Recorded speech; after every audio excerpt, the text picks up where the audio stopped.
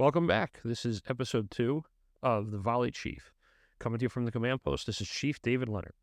Today's exciting episode, we're going to discuss the history and makeup of the Derby Fire Department and the Storm Ambulance Corps. I wanted to do this episode just to give you some background. So in the future episodes, when I reference how we operate, how things work, you have a little bit of a background, if you will, and some basis for my experience and time as a chief officer and volunteer officer. Also, too, there's some unique situations, like most towns have here within the city of Derby. So I want to take the time to explain to them to you.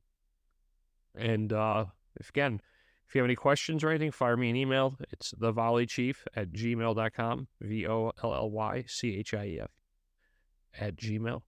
I hope you enjoyed our first episode. As always, comment, like, subscribe, do all those things that make social media work.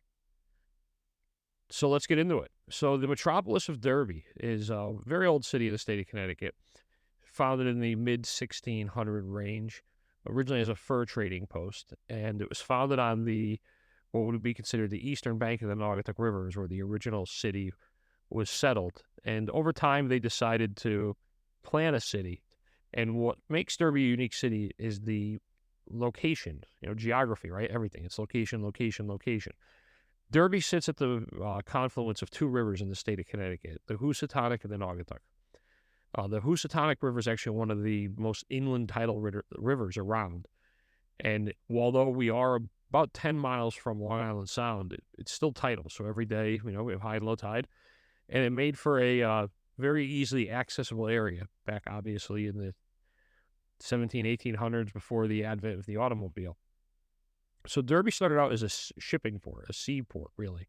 And the city was laid out like most cities, where it was laid out in a grid pattern, kind of, town, I guess you'd say typical city setup for that time. You're talking like the town green in the middle, churches on all sides, streets blocked out, and we went number, so First Street, Second Street, Third Street. A couple oddities here and there, but that's how the city was laid out. And when it comes to fire protection or fire history, our first fire company was actually what is now the Hotchkiss Hose Company. They were formed in about 1837. They are the second oldest continually operating fire station in the state of Connecticut.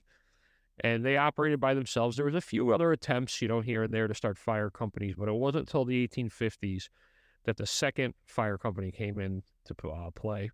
Obviously, it has a close spot in my heart because it's my home company, but that's the Storm Engine Company. Not really 100% sure how we got the name. So in this part of the country, a lot of the volunteer firehouses are named, and they could be named for different things. The Hotchkiss was named after, and there is an actual, Hotchkiss. He was a socialite in town, as well as a philanthropist.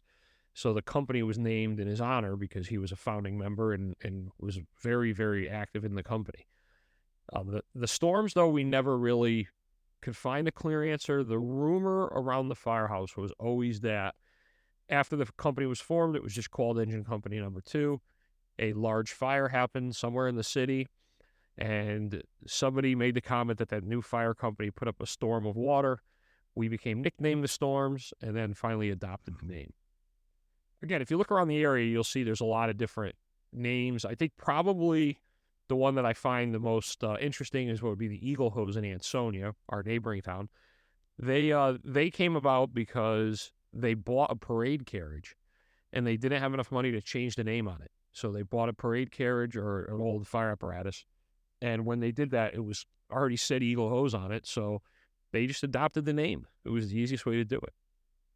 So you'll hear a lot when we reference episodes that people belong to different firehouses, and the firehouses, again, that's where they are. So in Derby, the second fire company, my fire company, is the Storm Engine Company. The next fire company to come along in the city of Derby would be the Bassett Hook and Ladder. Bassett was another big family. They owned one of the mills in town. So they were our first hook and ladder company. And oddly enough, they were located almost directly across the street from the Storms Firehouse on Elizabeth Street. They're in what's known as the Sterling Opera House, which is a historic, old opera house. It was City Hall, the City Court, one of those multi-use buildings that was built in the late 1800s, and they operated there. They would last not very long, though. They would find themselves on the wrong side of the political battle with the town over the firehouse being in City Hall, and the mayor basically at one point just finally shut them down. The next fire company to come into the city would be the Pagassett Hook and Ladder. So the Pagassetts, they're part of the city called the Derby Landing, which was originally an old Indian fort of the Pagasset tribe. So they're named kind of for the Indian tribe that was located where their firehouse roughly is today. And the Pagassetts originally joined as an engine company, and then when the Bassett Hook and Ladder was shut down, they took the hook and ladder from the Bassetts and became the Pagasset Hook and Ladder Company. Again, oddities about different towns. The Pagassetts are just a truck company. So this day and age, we have a firehouse. They have a brush truck, a Kubota, but their primary apparatus is just an aerial ladder. The final fire station in Derby came into play in the 1950s. That was the East End Hose. You can guess where they are in town and how they got their name, right? They were in the east end of the city. There was no fire protection, so if you had the downtown area, the east side was lacking fire protection at the time. So a group of citizens got together and formed their own fire company. And again, right, how different fire companies work. They were an independent fire company from the city fire department up until right around the 2000 range when the city charter was rewritten to include them. So those are the four firehouses. It's the Hotchkiss Hose, the Storm Engine Company, the East End Hose, and the Pagassetts, and their stations 1, 2, 3, and 4. The groundwork for the Derby Fire Department would be laid out in the late 1800s, so like 1894, when Derby kind of settled into what it is today and their city charter was written. It established a fire department as a city agency. So the fire department falls under the city charter. It lists the companies as by name. The city incurs the cost of running the department. So purchase of apparatus, equipment, gear, goods is all done through the city like a regular city department. The fire stations are built and maintained by the city. So really the organizations, if you will, of the companies are pretty set up for volunteer fire services. We don't have to worry about fundraising for equipment or apparatus. On the downside is we rely on the city. So everyone knows nowadays how city governments believe in doing more with less and cutting. So we have our typical battles with city all over budgeting and gear, but nothing too crazy. And again, it's very, very typical for this part of the country, this New England area, to have the volunteer firehouse.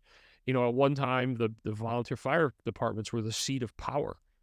They're the only government organization other than the school system that's out there in the community. So a lot of the firehouses, the backgrounds are either, religious or ethnic, or, they have a commonality. For example, the Storms was all Irish. The Hotchkiss were all Protestant. The Pagassetts was a large Polish contingent, and it still is today. They still have a lot of members, a lot of older families from the area that occupied that part of the city, and that's kind of how the volunteer fire companies came up. So the department has one fire chief and three assistants, so 4 chiefs total, and they rotate. So every 2 years, the chief moves up. One of the biggest, I think, oddities about us as a volunteer department, though, is it's a tested position. So when your company comes up for the test, any member who meets the qualifications, and you got to have qualifications nowadays, right? Years ago, the thought of just making someone fire chief because it was their turn or everyone liked them, that kind of went out the window. So the test is administered by the State Fire Academy. You take a 100-question multiple choice written test. You do the oral board. Once that's done, if you come out number 1, you're the next assistant chief, and you start off as the second assistant chief. If you survive the first 2 years, you move up to the first assistant chief. You survive those 2 years, you move up to assistant chief, and then you become the chief, and after 2 years, you're out. So it's a rotating system of chiefs. You have an 8-year prison sentence, if you will, when you start your assistant chiefdom. You're on the clock. Whether you like it or not, you're out in 8 years. So the system was developed in 1894. We could debate the merits of it all day. It's good in a way because it prevents, kind of somebody from getting in and being chief for too long and getting stagnant. But on the flip side, nowadays, 2 years you can really design an apparatus and order it and be out as the fire chief by the time it comes in. So it's a difficult concept to keep this rotation of the chiefs, but it's the way that the system is set up. And unfortunately, it's actually in the city charter. So in order to do that, you would have to have a vote of the city to change it.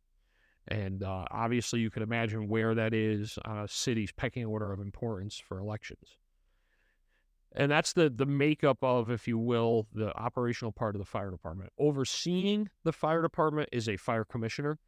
So again, right, older system, single fire commissioner. He is a civilian position within the department to provide oversight, not one of the uniformed members. Theoretically speaking, according to policy, should not be an active member of a company. However, usually it's a member from the department that's appointed by the mayor, and they'll take a leave of absence to fulfill the charter requirement. But the commissioner and the chief handle the budgeting, handle all the information, and the planning for the department, with the assistant chiefs obviously assuming the other duties and needs of the department. From there, you hit the company level. So each company is authorized one captain and 2 lieutenants. So the department has, 4 captains and 8 lieutenants making up the company officer. And those are voted on by the individual companies. So each of the 4 companies every year has an election. The company term at each position is a year. You could stay in as long as you keep getting reelected. Again, there are requirements, right? You got to be an interior member for 3 years. You got to be firefighter 2. So there are requirements for the positions, and you're part of the department command structure. Each firehouse operates different apparatus. The Hotchkiss is a single engine. The East End is a single engine. And the Pegasus, I told you already, operates a ladder, the brush truck, and the Kubota. And my firehouse, the Storm Engine Company, we have 2 engines. We're a double engine company. So Derby, again, being a small city, it's the smallest city in Connecticut. It's 5 square miles. It's split in half by one of the rivers. So you'll hear a lot of east side, west side. We're the only fire company on the west side, the downtown area, the denser populated areas in our area. So with the city being so small, 5 square miles, you have a state park and another large park, Whittick Park. They take up about 2 square miles of that. So you have about 15,000 people shoved into just about 3 square miles. It's a dense old New England mill town, 3 woods, 2.5 woods, old factories kind of lining the downtown area, the riverbanks, and then it moves into residential from there. So when you think of, again, that I've said it before, that typical New England mill town, that's what you're going up against here.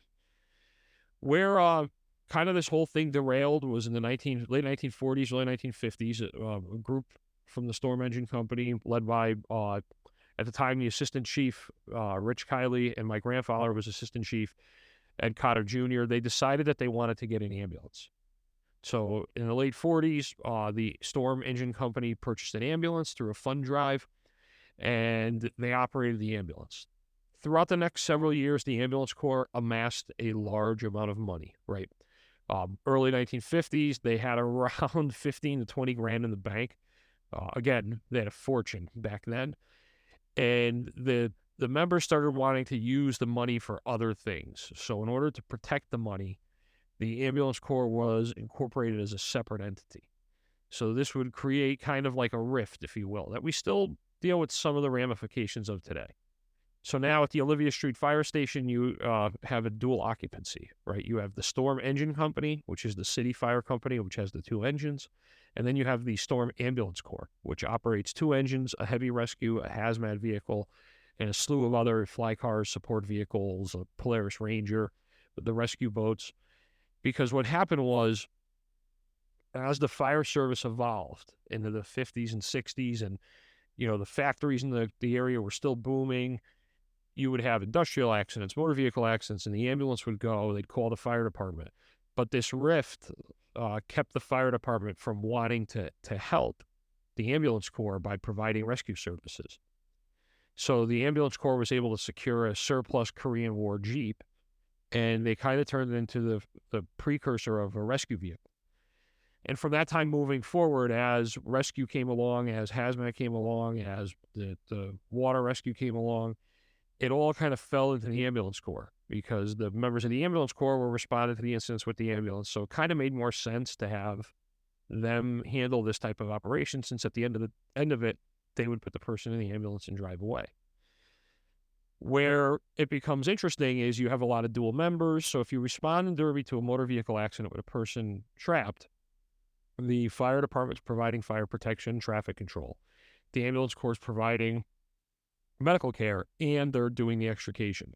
But the majority of us belong to both organizations. So the freedom of the ambulance corps is you're free from that city constraint. It's its own, nonprofit 501c3. So they're able to purchase equipment. They're able to provide services that, I don't want to say with limited oversight, because there is an oversight board that monitors things, but they have a lot more freedom than the city department. Now, I'm one of two people that had the ability to run both organizations. I was fire chief and I was ambulance chief of the ambulance corps, and there was obvious drastic differences between the two of them. The ambulance corps, I had a lot more freedom to make decisions if we wanted to purchase equipment, but the fire department gave me more financial freedom because at the end of the day, I could tap into the city coffers, right? When I wanted to buy $100,000 worth of turnout gear or $100,000 worth of accountability equipment, I can go to the city, make a case, and get that extra $100,000. With the ambulance corps, there's no, once you set your budget for the year, being a nonprofit, it's that or fundraise.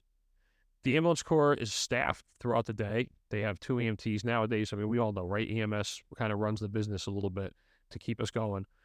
So there's 2 EMTs staffed on the ambulance during the day. There's some weekend coverage, but each ambulance is equipped with, equipment for extrication, for, up here in New England for the winter weather. We have ice rescue equipment, SCBA, thermal cameras, hooks and cans, things like that. So, they're kind of, in a way, providing a little bit of those rescue services from the paid staff in the ambulance. Like I said, it's a very, very interesting and unique setup. And being one of the few people that's had the privilege of running both of them, I can tell you that there's definitely pros and cons. And I feel like at the time, though, when I was chief of the ambulance corps, and I mentioned this last episode, I was way too young. And it's one of those things I almost wish I did it again, just because I think I'd like to push the organization a little bit farther, a little bit different. But those are the makeups of the departments. So if you're an average person, you're coming off the street, you go to the firehouse, you fill out an application, they do a background check, you get voted in. Most training is provided. One of the advantages of the volunteer system here is that we have a very large educational budget, and it's a good perk to keep members. So if you want to take additional classes, I don't actually recall saying no to anybody in my entire 8 years in the chief level of hearing anyone get denied to go take a training class, because it's a good way to keep members. It's a good way to go. And, once you join, you eventually get measured for gear. We'll send you to Fire One through either the regional school. We've occasionally run our own or partnered with our neighboring towns. And, give you the training that you need to get going. Our meeting drill night is Thursday night. It's something you could always ask any group of volunteer firemen. Hey, what night do you guys meet? It could be Monday, could be Tuesday. We do Thursday in Derby. So Thursday nights are our meeting nights. Usually the first meeting is, the first Thursday of the month is meeting night, and then the next are training. My company, our other big event of the year is we host the annual Fireman's Ball. We've been doing it since 1851. It was originally on Thanksgiving Eve, but we moved it to the weekend after Thanksgiving now. And that's pretty much the organizations. The ambulance corps, again, it handles the heavy rescue, hazmat, water rescue, again, 2 rivers. So we're out on the boats a lot. And we have a lot of very talented members, like most organizations do nowadays. You got to kind of play to your talents. So we know how well our members are. We know their specialties. The only thing that I would definitely be amiss of bringing up is our mutual aid partners. So Derby being so small, these little urban cities, next to us we have Ansonia. They're, again, pretty much set up like us. Ansonia and Derby were actually one city in that 1894 charter change. Finally broke them off. You'll see some old time signs and old things referring to Ansonia as a borough, and they were a borough of the city of Derby, but they broke off. So their fire department pretty much mirrors ours in form of rules, regulations, and setup, just because it was an offshoot of the city of Derby, and they kind of modeled after the city because it was kind of the same people running it at one point. So they operate 5 volunteer stations, similar setup to each station has a chief, captain, 2 lieutenants, and we run hand in hand with them. We do automatic mutual aid nowadays. There are certain facilities in town, our hospitals, some of their larger occupancy buildings where we just respond mutual aid, right off the bat as a dual response. And then our other partner is the city of Shelton. Their fire department. Shelton, in my lifetime, has become a much larger city. When I was a kid, Shelton's a very large city. It's like 30, 35 square miles, but it was a big farm town when we were kids. And that farmland has given way to industry and commerce. And it's now, kind of like the larger city in our area. Downtown is still New England downtown, a lot of, 3 brick buildings, apartment buildings, Queen Anne's, things like that. But once you get out of the downtown area, you move into like large housing developments, um, commercial areas. There's a couple, Tedley T, Forestner, I believe Subway is moving in, some major like corporate leaders there. And we work very well with them. I mean, we don't do kind of anything without each other. If any one of us has a larger incident, we're all going to be there. We train a lot together. Usually, anytime we bring in programs, we bring in speakers. If we have any type of training evolutions like that, we'll all invite each other. So it's really kind of taking the first steps in that regionalization. But as much as we talk regionalization now, it's always been like that. The valley, the area that we talk about, Derby, Ansonia, Seymour, Shelton, up to Oxford, we will always have worked hand in hand. We've always responded together. We got a good family rivalry going, right? We can fight with each other, but don't fight with us. One of those type rivalries where, it's okay for me to pick on the Ansonia guys or the Shelton guys to pick on us. But if another out of town started, you're going to have to deal with all 3 of us. So a little bit of a sibling rivalry. Again, work hand in hand. Some of our best friends, some of our best partners in this business come from the neighboring towns. And I think that's the way it should be, right? Especially in the world we live in nowadays with a limited response and manpower. Having them auto mutual aid right off the bat just makes it so much easier. So that kind of covers it. That's the valley, if you will, in a nutshell. We're going to be hearing from some of the neighboring chiefs, neighboring towns. We'll talk about some of the major incidents over the years here in the valley. We've had our good run of mayhem and disasters. So let us know where you're from, right? If you want to fire some comments down below, tell us, where you're from, what department, the size of your department. As I said earlier, if you want to be on it, if you want me to interview you, by all means, thevolleychief@gmail.com, TheVolleyChief@gmail.com. And tell me you want to be on the show. Tell me what your topic you want to talk about, and we'll schedule it. So that's pretty much all I got for today. This is episode 2. Hopefully, probably one more of just listening to me. And then I'm going to try to start bringing some guests in. So if you have ideas or thoughts or topics you want me to mention, fire me some information. Find us on Instagram, volley_chief. And have a good day. Be safe. And we'll see you next time. Thank you.